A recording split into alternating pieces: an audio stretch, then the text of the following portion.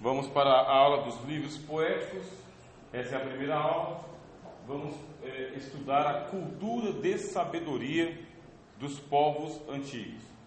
Começa assim. A Bíblia é um livro antigo. Você tem aqui um livro antigo. A Bíblia é uma coletânea de textos antigos. Uma coletânea. E uma das partes mais antigas da Bíblia é justamente aqueles livros chamados de livros poéticos. Quais são os livros poéticos da Bíblia? Jó, Salmo, Provérbios, Eclesiastes e o livro de Cantares. São esses 5 livros chamados livros poéticos. Quem é que chama esses livros de poéticos? Nós, cristãos evangélicos, chamamos de poéticos. Os católicos chamam esses livros poéticos de sapienciais. Por que esse nome aí embaixo é o quê? Hammurabi. Aquela letra ali é o quê? H. Não. R. Essa aí. Não, essa de baixo mesmo. Depois do R. Hammurabi. Hammurabi. Os livros sapienciais. Por que os católicos chamam os livros poéticos de sapienciais? Porque são livros de sabedoria. Os sábios escreveram, só que eles escreveram de uma maneira mais especulativa. Eles não são um livro de narração, por exemplo. O sentido do livro é explicar de uma maneira sábia um tema da vida, um tema que seja interessante para nós. Aqui está então o livro de Jó, que é um livro de sabedoria. Todos os salmos são salmos de sabedoria, diferente da nossa música de hoje, que a gente canta música para se alegrar, música para vender. Os salmos, eles são palavras de sabedoria. No livro de Provérbios, você vai ter ali algumas sentenças de sabedoria, frases de sabedoria. O livro de Eclesiastes, ele tem o tema para saber por que o justo sofre. E qual que é a vantagem em ser justo, sabendo que nós vamos tomar um prejuízo igual, mesmo sendo justo ou não justo. E o livro de Cantares é uma exploração da união entre Deus e a alma, entre o homem e a mulher, entre Cristo e a igreja, entre Deus e Israel. A gente vai ver isso aí, livro por livro. Agora, esses livros poéticos, eles estão dentro de uma cultura de sabedoria. Por que cultura de sabedoria? Não é exclusividade do povo de Israel ter sabedoria. Bem, não é exclusividade. A sabedoria, ela é para todos, ela é universal. E você vai perceber o quê?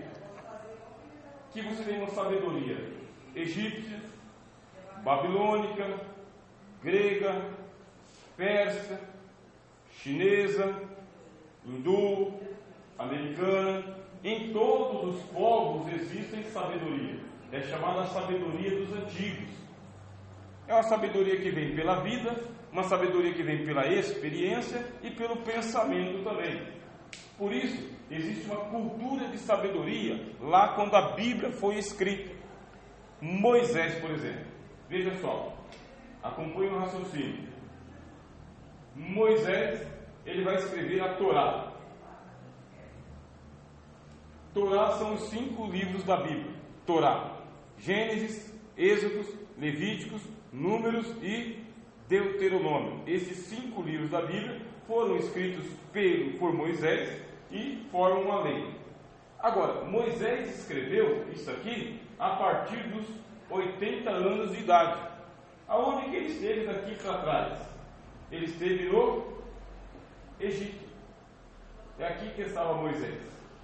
E lá no Egito, qual que é a categoria de pessoas mais relevantes? São os sábios.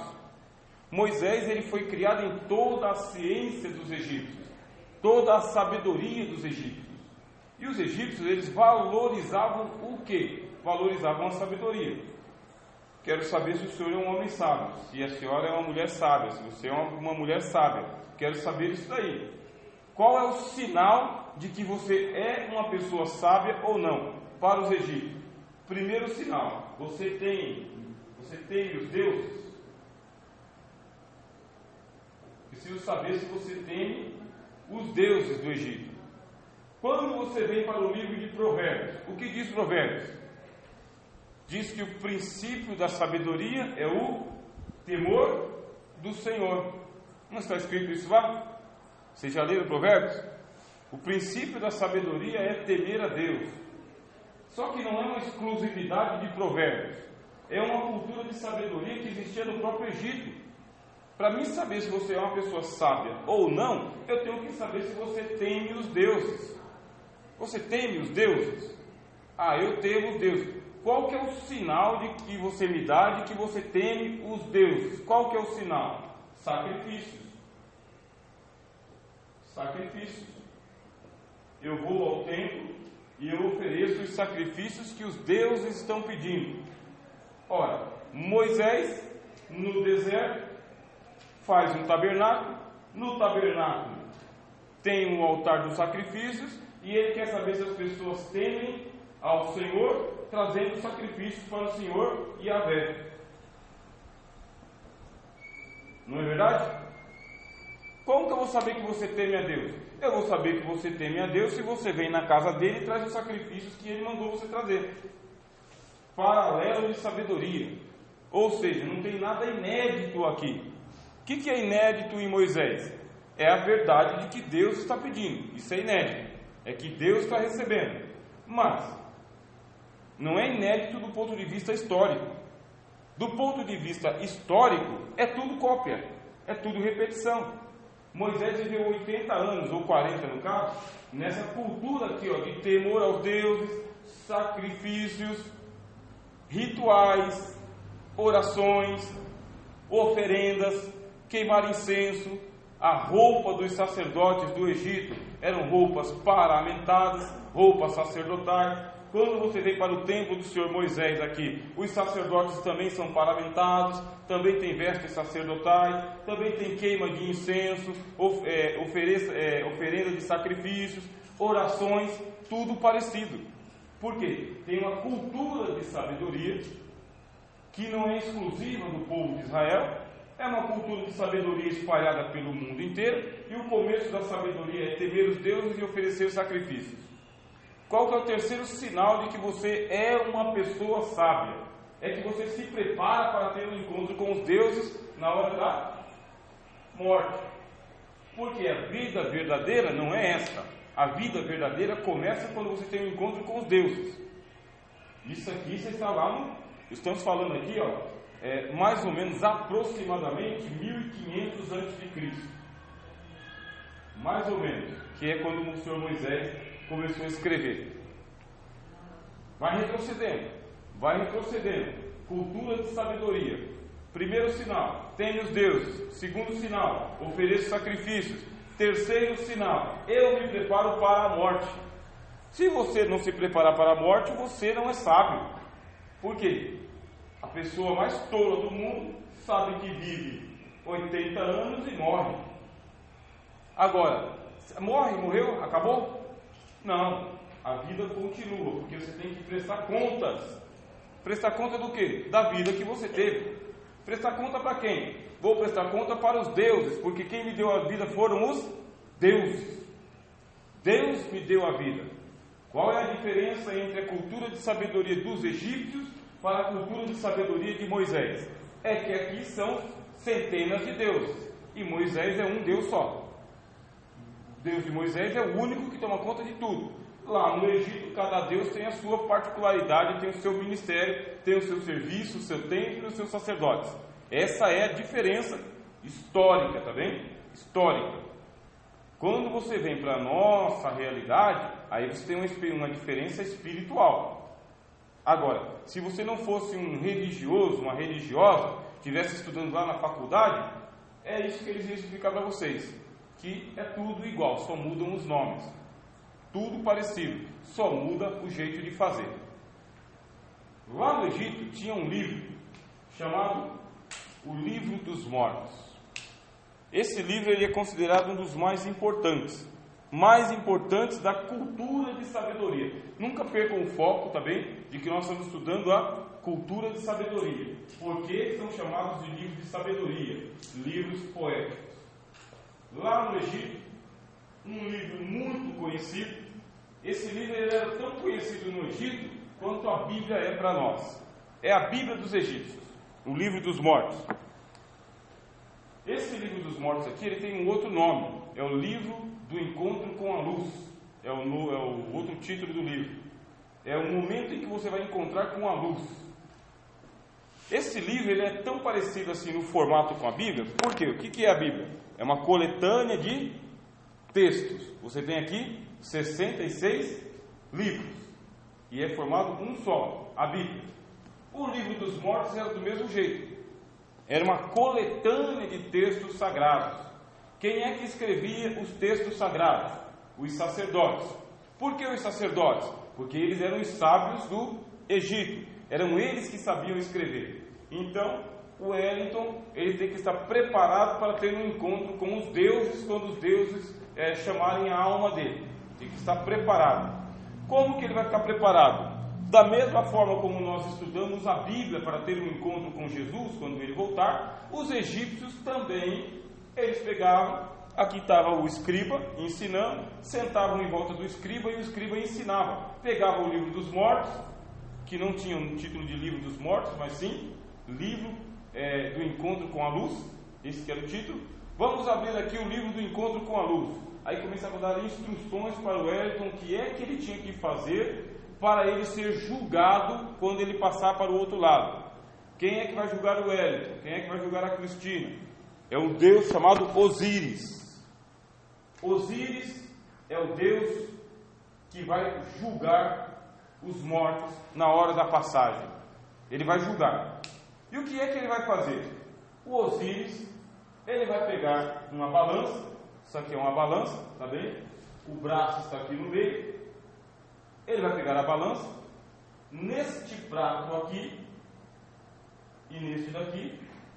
Nesse daqui, o Osíris vai colocar o coração do Hélio. Colocou o coração. Por quê? Vá para o livro de Provérbios. O livro de Provérbios diz o seguinte: sobretudo o que você deve guardar, guarda o teu coração, porque dele procedem as saídas para a vida. Saídas para a vida, não é entrada para a vida. Percebeu só o que é o livro de sabedoria? O livro de sabedoria, ele pega um assunto banal, que todo mundo está falando, morte, todo mundo fala de morte, coração, todo mundo fala de coração, vida, todo mundo fala de vida, pega o assunto banal e fala, peraí que aqui tem sabedoria. Sobretudo o que deve guardar. O que é sobretudo? É aquilo que você usa sobre todas as roupas.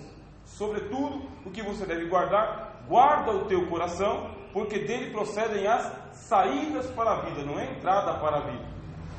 Por que saídas para a vida? Aí o sábio está pensando, é porque a vida começa quando você sair dessa. Então, o teu coração vai te dar saída para você encontrar a vida. É uma inversão de sabedoria. O senhor Osíris, aqui no Egito, vai fazer aquilo que o livro de Provérbios está falando. Detalhe, o livro de Provérbios não foi escrito somente por Salomão. Os provérbios não são só de Salomão. Esses provérbios, eles são frases de sabedoria que andam no mundo inteiro. Qual que é a diferença? A diferença é que essas frases vinham para o palácio de Salomão, porque Salomão ele era um fanático por sabedoria. Ele queria conhecer a sabedoria dos outros povos. Foi por isso que ele casou com mais de 300 mulheres de outros povos. Foi por isso que ele fez várias alianças. Ele tinha aliança com o pessoal da África, da Índia, da Pérsia, da Babilônia, do Egito. Ele era um fanático por conhecer a sabedoria. Viajando, ele conhecia frases de sabedoria. Só que quando chegava nele, ele colocava com as palavras dele. Isso aí acontece com você e comigo. Eu ouvi uma coisa de um jeito, quando eu vou explicar, eu explico do meu jeito. É o que Salomão fazia. E por isso que são chamados provérbios de Salomão. Porque ele fez uma releitura do provérbio. Esse mesmo provérbio que eu citei para vocês é o que está acontecendo aqui no Egito. Guarda o teu coração, porque nele estão escritas as palavras para a vida. Está escrito no livro dos mortos, ó. É chamado o livro dos mortos por nós, não era chamado o livro dos mortos pelos egípcios. E do outro lado da balança, o que o senhor Osíris colocava? Ele colocava uma pena de avestruz. Olha só o peso da sabedoria. Pega uma pena de avestruz, que não pesa coisa nenhuma. Por que a pena de avestruz? Porque essa pena aqui, ela representa justamente o sinete de sabedoria. Não é com a pena que eu tenho que escrever? Se eu tive uma vida e eu ouvi o que os deuses estavam dizendo, que eu voltei ao encontro com os deuses, eu cuidei do meu coração enquanto eu estava andando aqui. Essa sabedoria aqui, ela foi pautada pela verdade. É com a pena que eu escrevo as palavras de sabedoria. É com a pena que eu escrevo a verdade. É com a pena que eu escrevo a história da minha vida. Então Osíris pega a pena de avestruz, coloca de um lado, pega o coração, coloca do outro. Aí você tem que torcer para quê? Para ficar equilibrado, na mesma linha aqui. Se você fez as coisas que tinha que se fazer certo, de acordo com o livro da vida, livro de entradas para a vida, livros para o encontro com a luz, aí o Osíris ele vai te dar a vida eterna. Vida eterna. Você continuará vivendo do outro lado, ao lado dos deuses, a quem você serviu, com sacrifícios, orações, com justiça, sabedoria e verdade. Agora, meu amigo, se o braço da balança fez isso daqui e a pena da justiça ou da verdade for mais pesada que o seu coração, aí você será condenado. Na mesma hora, está lá a tua alma, está o senhor Osíris aqui, ó, está o Osíris, aqui está você, e tem um tribunal. Esse tribunal aqui são 42 deuses, juízes. Esses juízes, eles ficam aguardando para saber se a alma vai ser salva ou não, se ela vai merecer a vida eterna ou não. Assim que o braço da balança pesa, a pena de avestruz tem mais peso do que a tua vida inteira. Pensa só, você teve 50 anos de vida para construir a verdade, para se preparar para viver para sempre. Você nem se preocupou, viveu, bebeu, correu, fez o que fez, cometeu um monte de atrocidades, chegou do outro lado, foi julgado, a pena de avestruz vale mais do que a tua vida inteira. Nessa hora, os 42 juízes vão dar a pena que você vai sofrer do outro lado. Já que você não se preocupou, essa turma vai preparar um mundo tenebroso para você, um destino tenebroso para você, que é o que a gente chama de inferno. Então o coração tem que pesar mais? Não, o coração não pode pesar mais, tem que estar equilibrado. Não existe esta possibilidade do braço fazer isso daqui, ó. Coração pesar mais do que a pena. Não existe, porque essa pena aqui, ela representa verdade e sabedoria. Você vai ter uma vida inteira e você não tem como ser mais sábio que os deuses. Você não tem como dizer mais verdade que os deuses. Você tem que equilibrar o braço da balança. Esta é uma versão. A outra versão diz que eles colocavam aqui uma estátua da deusa da justiça.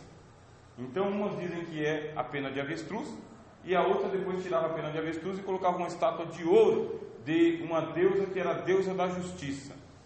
Se a tua vida você procurou sabedoria, verdade e justiça, vida eterna. Agora, se a balança pesou, teu coração não vale nada, os 42 juízes vão dizer: você não foi justo, você não fazia justiça para ninguém, você não dizia verdade para ninguém, e você não tinha temor dos deuses. Você quer o que desse lado? Você quer ressuscitar? Você quer vida eterna? Você está amaldiçoado, e os deuses amaldiçoavam a tua alma por toda a eternidade. Por toda a eternidade. Só que eu estou falando para vocês que isso aqui é uma cultura de sabedoria, tá? Não é algo que se ensinava na escola bíblica dominical e só os crentes da igreja que sabiam. Isso aqui era esculpido lá no Egito, em todo qualquer lugar. Vocês já viram os filmes egípcios, né? O pessoal está entrando no Egito, aí vê aquela coluna daquele tamanho e lá está um monte de desenho, que para mim e para você não significa nada. Para eles não. Prepara-te para te encontrares com Osíris e com Horus. Horus é um deus que ele tinha cabeça de chacal. Então Horus, ele era uma fera. Oi? É um cão do deserto, é um chacal mesmo, né? Ele come carne humana, ele cava a cova humana para poder comer o cadáver. E ele está presente aqui na hora do julgamento. Se esse cara aqui passou para o outro lado, não se preocupou em viver uma vida de acordo com as regras do livro da vida, o livro da luz, esse chacal aqui, ele vai, comer o cadáver. Comer o cadáver acabou a oportunidade de viver para sempre. E é por isso que eles mumificavam as pessoas. Eles mumificavam para que, do outro lado, se ele passou no teste, o Osíris fala, pode voltar para o teu corpo. Ele dá a ressurreição do corpo. Por isso que eles não têm um corpo mumificado. Porque você tem que voltar no seu próprio corpo. Isso é uma cultura de sabedoria. Para nós é a maior tolice, né? Morreu, enterrou, vai para a terra e acabou. Para eles não. O corpo não pode ser profanado. O corpo tem que ser cuidado. Tanto é que eles esperavam aproximadamente 60 dias para poder colocar o corpo no sarcófago e colocar o corpo dentro da pirâmide. Por quê? Nesse período eles acreditam que a alma pode voltar. Pode voltar. Então eles ficam chorando e aguardando e esperando. Porque nesse período Osíris pode decidir que a alma volta. Para nós, a ciência moderna é aquele caso que a pessoa entrou em estado de epilepsia, coma, morte catatônica, não está morto no cérebro, está morto só alguns órgãos, e a pessoa volta. Para nós, né? Para eles viam que de vez em quando as pessoas voltavam depois de 1, 2, 3 dias. Esperavam 60 dias, depois de 60 dias enterrava a pessoa. Mas não é que enterrava debaixo da terra, enterrava na cripta, de pedra, com o corpo embalsamado, preparado para receber a alma de volta.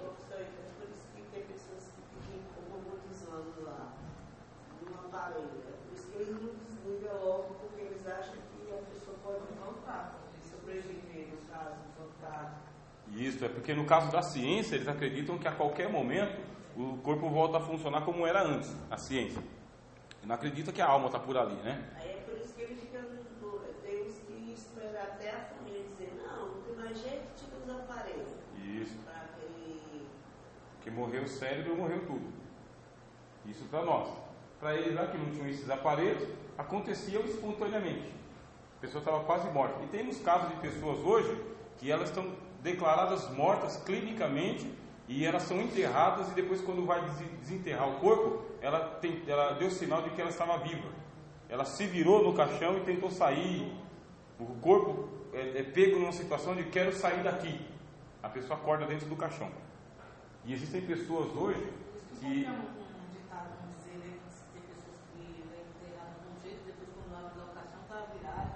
Isso, é isso mesmo. Aí tem um pessoal que já criaram um caixão com rota de fuga. Não é enterrado, é colocado lá. A pessoa morre então 2 vezes. Aí já Tem pessoas que eles sabem. Oi? Essas pessoas que eles contam é dependente da morte que a pessoa morre, da situação do caso. Muitos que é morto, matado,